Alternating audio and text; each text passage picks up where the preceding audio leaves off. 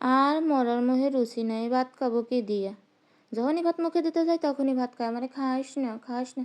আমিও বলেছি তোরে খাইয়েই ছাড়বো ভাত, যেভাবে হোক যেমনি হোক। ফির স্কুলে যাইয়ে দেখি কি এক কোণে 2 পিস মাংস পড়ে আছে। জামাই খাবে না আমি খাবো? চিন্তা করলাম জামাইও খাক আমিও খাই। মাংসটু কাটতে কুটে নিলাম, এর ভিতরে একটু আদা কুচি আর রসুন আর জিরা বাটা দিয়ে দিলাম বাসায় বানানো মশলা, সাথে অ্যাড করে দেব ধনিয়ার গুঁড়ি, সাথে অ্যাড করে দেব পরিমাণ মতন লবণ আর হলুদের গুঁড়া। মাংস থেকেই পানিটা বের হয়েছে। এই মশলা দিলে হবে কি জানেন, মনে হচ্ছেন আপনি গরুর মাংসই খাচ্ছেন।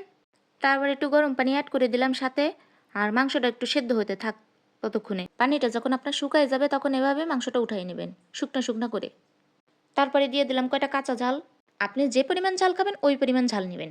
এর ভিতরে হালকা একটু পানি দিয়ে দেবেন, ঝালটা জানি একটু শুকনো শুকনো হয়, ভিতরটা জানি একটু সেদ্ধ সেদ্ধ হয়। নিচতলাতে আন্টি আসছে, আন্টি এসে বলতেছে, ও বৌমা দরজাটা একটু খুলো না, তোমার বাসাতে এত সুবাস আসতেছে কিসের। আমিও ভাবলাম দরজার খুলবই না, এত মজার খাবার কি দেওয়া যায় কোন তো। দিয়ে দিলাম কাঁচা ঝাল, ভাজি করে যেটা রাখছিলাম ওইটা, আর 1 মুঠ পরিমাণ কাঁচা পেঁয়াজ। কাঁচা পেঁয়াজটা দিলে হয় কি আপনার স্বাদটা একটু দ্বিগুণ হয়। ওই সাথে কয়টা আদা কুচি দিয়ে দিলাম অ্যাড করে। তারপরে এর সাথে অ্যাড করে দেব নাগা ঝাল। বলতেছে আন্টি বারবার খাবেন, খাওয়াচ্ছি আপনাকে। জানি বারবার খেয়ে ওয়াশরুমে দৌড়ান। তারপরে এর সাথে শুরু করে দিলাম মহাবিশ্ব যুদ্ধ। এই যুদ্ধ দেখব কে হারে, তুই হারিস না আমি হারি।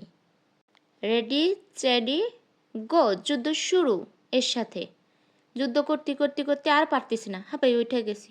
কি আর করার, এরে অর্ধেক পরিমাণ বাটা দিয়ে আস্তে আস্তে রেখে দিয়েছি। হাফ বাটা দিয়ে যদি আপনি মশলাটা মাখান, আপনি স্বাদে আরও 10 জন ডাইকে নিয়ে আসবেন।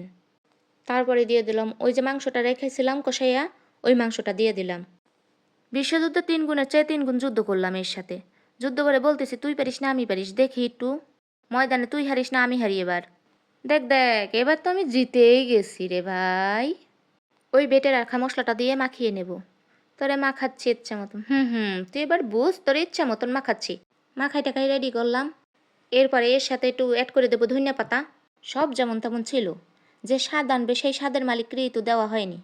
ও এবার স্বাদের মালিক তোমারই দিয়ে দিলাম। আগে থেকে পেঁয়াজ আর রসুন পেস্তা করে রেখে দিয়েছিলাম, সাথে কিছুটা পরিমাণ সরিষার তেল অ্যাড করে দেব। আপনারা চাইলে অ্যাড করতেও পারেন নাও করতে পারেন। তারপরে এটাকে দিয়ে সুন্দর করে মাখিয়ে নেব। ও মা, আন্টি তো বাসাতে যাচ্ছে না। সে বারবার বলতেছে তোমার বাসাতে এত সুগন্ধ আসে কিসের, কি রান্না করছো বলো না একটু। যাক, অবশেষে তারেও একটু দিলাম, বেচারা খাতেই চাইছে। জামাইকে বললাম কি তুমি খাও আমি আসতেছি। ও মা, যাইয়া দেখি কি পাতিলে ভাতই নেই। এর সুবাসে মরার মোহে রুচিটা ফিরে আসলো। ভিডিওটি যদি ভালো লাগে লাইক কমেন্ট শেয়ার দিয়ে পাশে থাকবেন। ধন্যবাদ।